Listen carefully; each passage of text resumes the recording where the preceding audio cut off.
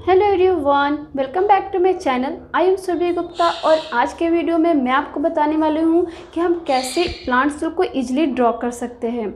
आप step by step मुझे follow करो और आप इजीली प्लांट सेल को ड्रॉ कर लोगे, क्योंकि क्लास 9th एंड 11 दोनों के लिए ही काफ़ी इंपॉर्टेंट है। सो बनाते हैं प्लांट सेल। तो सबसे पहले हम 5 सेंटीमीटर का एक सर्कल ड्रॉ करेंगे।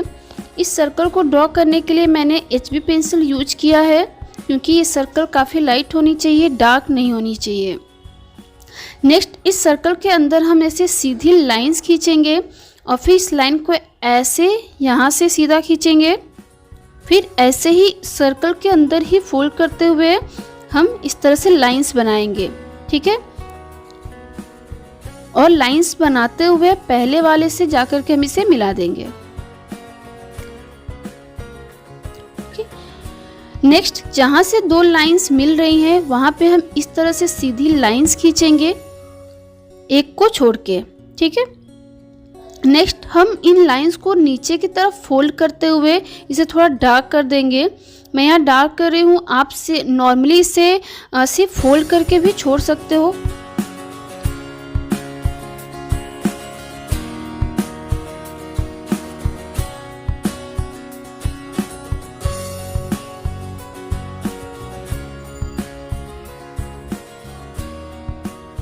नेक्स्ट, अब हम इस पूरे स्ट्रक्चर को एक आउटर कवरिंग से कवर कर देंगे, कुछ इस तरह से सीधी लाइंस बनाएंगे हम इस पूरे स्ट्रक्चर के चारों तरफ।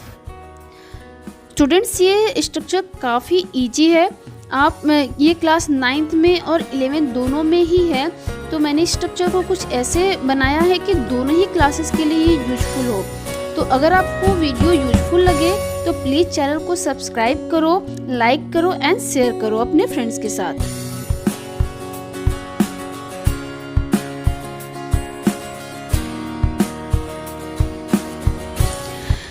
नेक्स्ट, अब हम इस स्ट्रक्चर के ऊपर की तरफ कुछ इस तरह से स्ट्रक्चर बनाएंगे जिससे कि ये पूरा स्ट्रक्चर एक 3D में दिखे।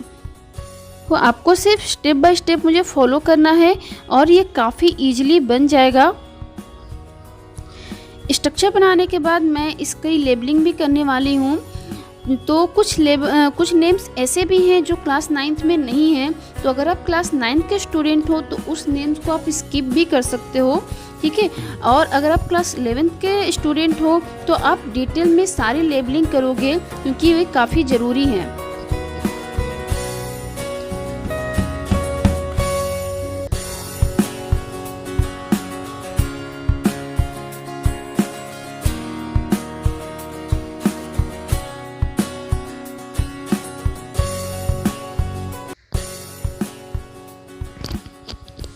नेक्स्ट, अब हम इसमें एक इनर मेम्ब्रेन बनाएंगे जो कि प्लाज्मा मेम्ब्रेन होता है। आपको सिर्फ जो भी स्ट्रक्चर बना हुआ है अब तक उसी के पैरेलल लाइंस ले जानी है और ये काफ़ी इजीली आपका इनर मेम्ब्रेन बन के तैयार हो जाएगा, जो कि होता है प्लांट सेल का प्लाज्मा मेम्ब्रेन। प्लांट सेल में आपको दो कवरिंग दिखेगी, एक होता है सेल वॉल, दूसरा प्लाज्मा मेम्ब्रेन। एनिमल सेल में आपको सिर्फ प्लाज्मा मेम्ब्रेन की ही कवरिंग दिखेगी सेल में, और प्लांट सेल में एक सेल वॉल, दूसरा प्लाज्मा मेम्ब्रेन। नेक्स्ट, अब हम इसमें डिफरेंट ऑर्गेनेल्स बनाएंगे। तो सबसे पहले मैं न्यूक्लियस बना रही हूँ। एक यहाँ पे छोटा सा सर्कल बना के इस सर्कल को हम हाफ कर देंगे और कुछ इस तरह से इसकी ऊपर की मेम्ब्रेन बनाएंगे। ठीक है, इस मेम्ब्रेन में हम क्योंकि न्यूक्लियर मेम्ब्रेन में छोटे छोटे पोर्स होते हैं, तो उन पोर्स को बनाने के लिए मैं थोड़ा सा इसमें छोटे छोटे जगह छोड़ करके ऐसे इसकी कवरिंग को बना रही हूँ, मेम्ब्रेन को बना रही हूँ। और ऊपर से देखो ये छोटे छोटे न्यूक्लियर पोर्स हैं। नेक्स्ट, हम बनाएंगे स्मूथ इंडोप्लाज्मिक रेटिकुलम। देखो ये कैसे आसानी से बहुत ही ईजिली बन जा रहा है। आप भी इसे बना सकते हो मुझे फॉलो करके। स्मूथ एंडोप्लाज्मिक रेटिकुलम न्यूक्लियस के चारों तरफ प्रेजेंट होता है, तो इसलिए मैं न्यूक्लियस के चारों तरफ स्मूथ एंडोप्लाज्मिक रेटिकुलम को ड्रॉ कर रही हूँ। इसके अलावा इसमें रफ एंडोप्लाज्मिक रेटिकुलम भी होता है, जो कि बिल्कुल स्मूथ वाले की तरह ही होता है, बट उस पर राइबोसोम्स लगे होते हैं, जिसकी वजह से उसे रफ एंडोप्लाज्मिक रेटिकुलम कहा जाता है।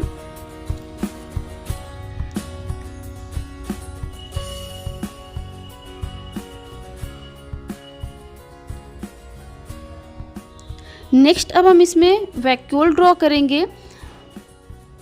ये लाइन से हम इसमें पैरेलल ले जाएंगे और आसानी से हमारा यहाँ वैक्यूल ड्रॉ हो जाएगा। वैक्यूल सिर्फ प्लांट सेल में पाया जाता है, एनिमल सेल में एब्सेंट होता है। नेक्स्ट अब हम यहाँ माइटोकॉन्ड्रिया ड्रॉ करेंगे।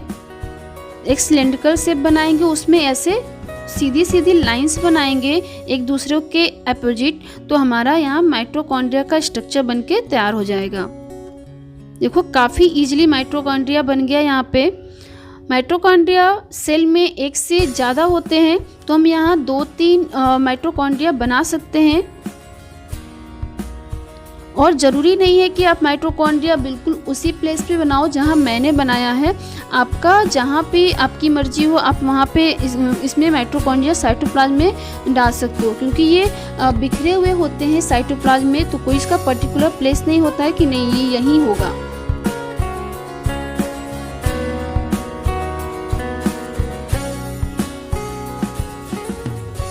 तो यहाँ हमारा माइटोकॉन्ड्रिया, मैंने यहाँ पे 3 माइटोकॉन्ड्रिया इस सेल में बनाया है।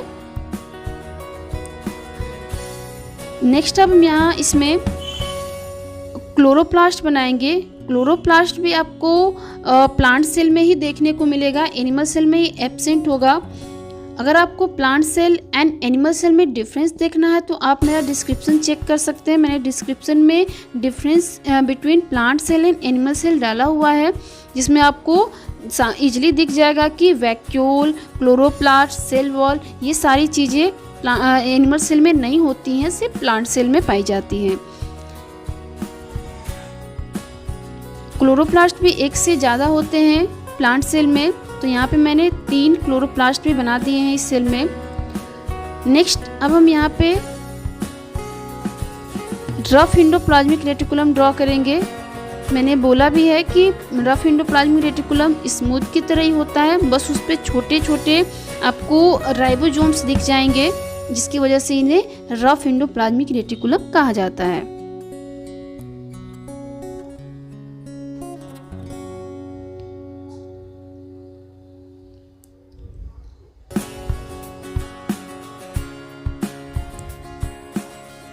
ये आपके माइक्रोट्यूब्यूल्स हो गए, सीधी सीधी लाइंस आपको जहाँ भी दिख रही हैं ये माइक्रोट्यूब्यूल्स। ये है गोल्जी एपेरेटस।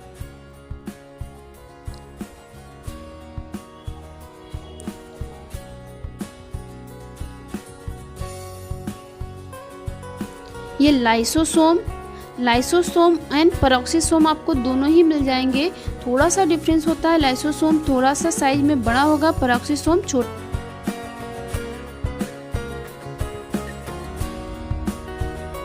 माइक्रोट्यूब्यूल्स ऐसे करके हम डिफरेंट इसमें ऑर्गेनेल्स फिलअप कर लेंगे पूरे सेल में। ये 3 डॉट्स जो हैं ये आपके राइबोसोम्स हैं, जो कि फ्री फॉर्म में हैं। ये मैं और गोल्जी एपेरेटस बना रही हूँ इसमें फिल करने के लिए। यहाँ न्यूक्लियस में न्यूक्लियोलस मैंने छोड़ दिया था बनाना, तो मैं भी बना रही हूँ। ये बीच में न्यूक्लियोलस होता है।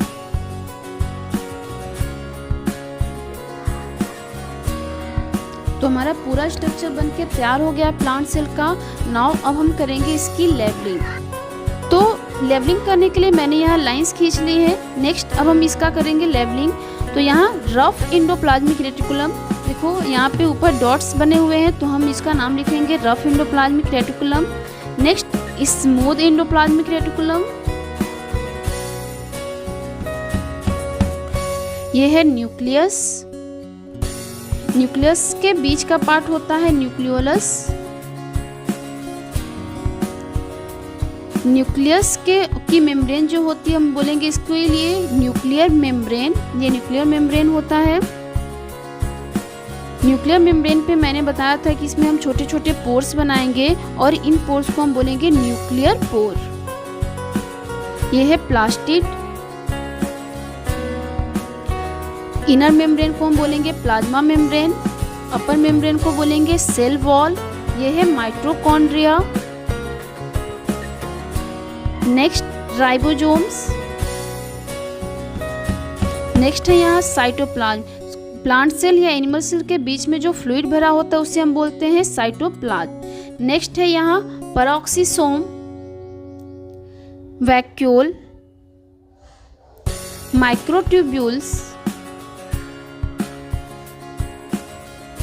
ये है लाइसोसोम, ये और ये प्लाज्मोडेस्माटा।